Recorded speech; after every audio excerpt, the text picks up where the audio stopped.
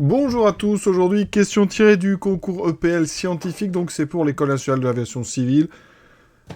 C'est destiné à des niveaux au moins bac plus 1, donc première année de prépa, première année post-bac.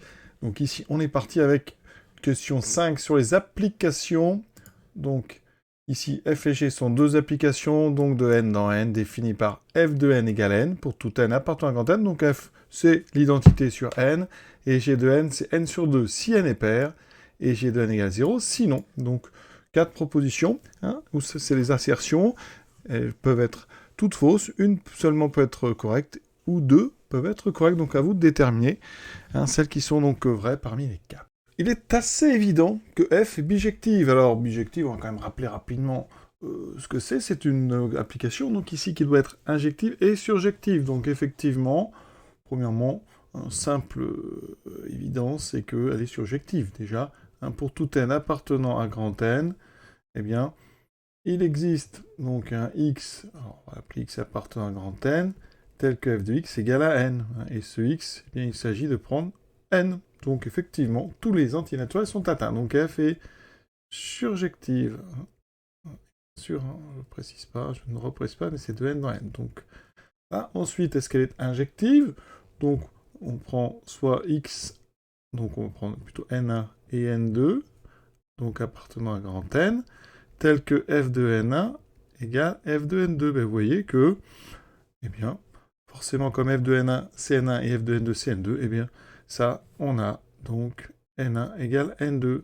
Donc f est injective. Conclusion, elle est injective et surjective, donc elle est bijective, ça c'était évident. Maintenant, est-ce que G est bijective? C'est pareil, c'est évident, elle n'est pas bijective. Pourquoi? Raison simple, eh bien 0 a une infinité d'antécédents. Par exemple, G de 3 est égal à G de 5, et pourtant 3 est différent de 5. Donc on a deux entiers différents qui ont une même image. La fonction n'est donc pas injective, elle n'est donc pas bijective. Maintenant, f rond G et G rond F bijective. Alors c'est assez simple aussi, parce que F c'est quand même l'identité. Donc, pas grand chose à dire, en fait. Pour tout n appartenant à grand N, on sait que G de n donc, appartient à grand N. Donc, ça veut dire que f de G de n est égal à G de n. D'accord? Donc, ça veut dire que sur n, f rond G est égal à G. D'accord? Et donc, on avait vu que G n'était pas bijective, donc ça veut dire que C, eh bien, cette assertion elle est fausse. F rond G n'est pas bijective, puisque G n'est pas bijective. Voilà. De même, pour tout n apportant un grand N, f de n est égal à n, on l'a déjà vu. Ça veut dire que G de f de n, c'est G de n. Et donc, sur n, G rond F, c'est égal à G. C'est la même chose. F, c'est l'identité. Donc ici, D n'est pas non plus bijectif, puisqu'on a vu que G n'était pas bijectif. Donc il n'y avait que la A qui était correcte.